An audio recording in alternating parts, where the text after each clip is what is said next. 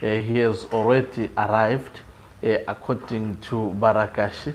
Barakashis are busy these days, especially when it comes to reporting what Gudawashe Tagwirei is up to. They're the ones who actually unpack the program of Gudawashe Tagwirei to the members of the public. And this explains why they are doing so. They have funded to do the job, which is to market Gudawashe Tagwirei. And now, it is political marketing of Gudawashe Tagwirei masqueraded as district report back programs. Greetings and welcome to your lovely channel, the Hlonipani Global News. If you're watching us for the first time, please do remember to press the red or black subscribe button so that next time when we film live, you become the very first one to watch us. It appears, Gudawashe Tagwirei is very, very busy today, and quite interesting is to ask the question on why is he doing all these so-called inter-districts meetings. Over the weekend, he was busy. I was expecting that he was going to relax. He continues today. He is in Dzibarasekwa. As I'm speaking, he has arrived in his convoy. He is actually, these days being received as like a president. He is acting like a president. And something that actually is mind-boggling is the actually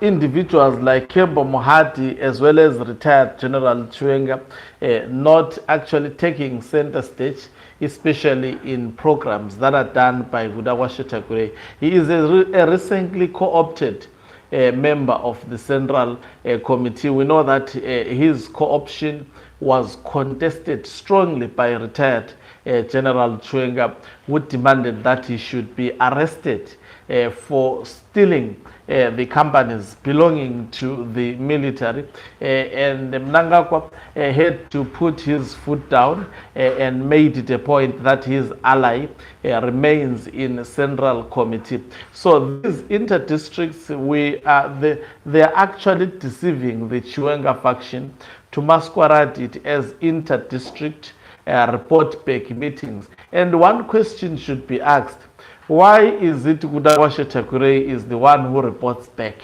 in Harare province as a Central Committee member?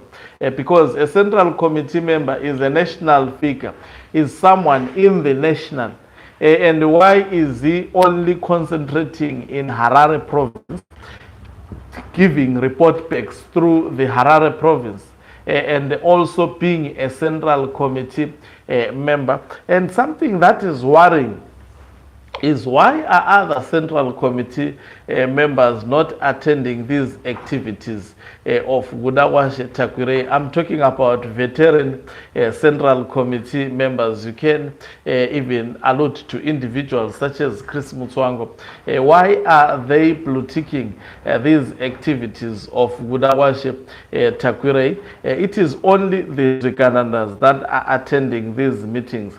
And I think this fulfills what we've been told, that Zikanandas are now in charge of ZANU-PF. They determine who should be in ZANU-PF. They determine who should also be fired. They determine what activities to be done. Gudawashe Tagwirei appears being energized this time around. Just imagine attending these rallies, addressing people almost on a daily basis and having to show some moves. This really requires a great deal of energy.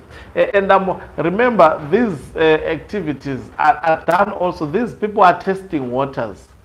They are testing waters to see how the other faction will respond when they do so. This is what they are actually simply doing. But they are disappointed because legal information is released, especially by another faction. They are just being observed by the other faction on what exactly they are doing.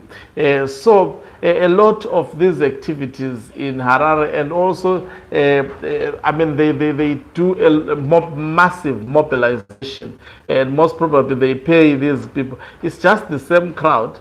The crowd that you saw during the weekend, if you look at it closely, this is the same crowd that you are going to see today at Dzibarasekwa, and most probably the whatever has been reported in other activities, this is exactly what you are going to see being reported. It's about pushing 2030, that Mnangagwa's term of office should be extended. We have given Ziambi the duty in government to make sure that that does happen. We are waiting for that moment and day when this will happen. I think this year is seemingly almost similar to what happened last year. Remember, last year we were also busy the rest of December looking into these activities of ZANU-PF. They were seemingly intensifying this 2030 term extension of Emerson Tambutso Mnangagwa, but they had experienced a setback because Patrick Chinamasa just poured cold water into the 2030 term extension of Emerson Tambutso Mnangagwa. This time around, one would have anticipated that they would not be doing these rallies, the so-called report back, giving feedback to district members of ZANU-PF. One would expect them to actually go ahead, because the same campaign that they are doing is the same campaign that they were doing before the ZANU-PF conference. The same insult that they are actually parading. These are the same insults. It's repetitive. That is why it is becoming boring. But we have to keep you aware of what is happening, because this has a bearing in the political future of the land called Zimbabwe. So quite interesting. Today we will be, but obviously we don't expect Gudawashe Tagwirei to say something differently from what he has been speaking about. I'm sure he expected to be hitting headlines, people to be interacting with the content of what he is actually delivering. But because the people of Zimbabwe knows that whatever Gudawashe Tagwirei is delivering, it is lies, it is fictitious. That is why you don't see Zimbabweans much seized about the details and the nitty-gritties of what he is saying, that 2017 Zimbabwe was like this, today it is like this. But whatever statistics they are giving, they are the very same people that are cooking that particular statistics. It's just like me to tell you about the development of my studio here. I mean, I will project it to such an extent that it is a developing thing. They are also killing Zimbabweans with accidents for ritual people. Yes, I've seen a lot of accidents that are also.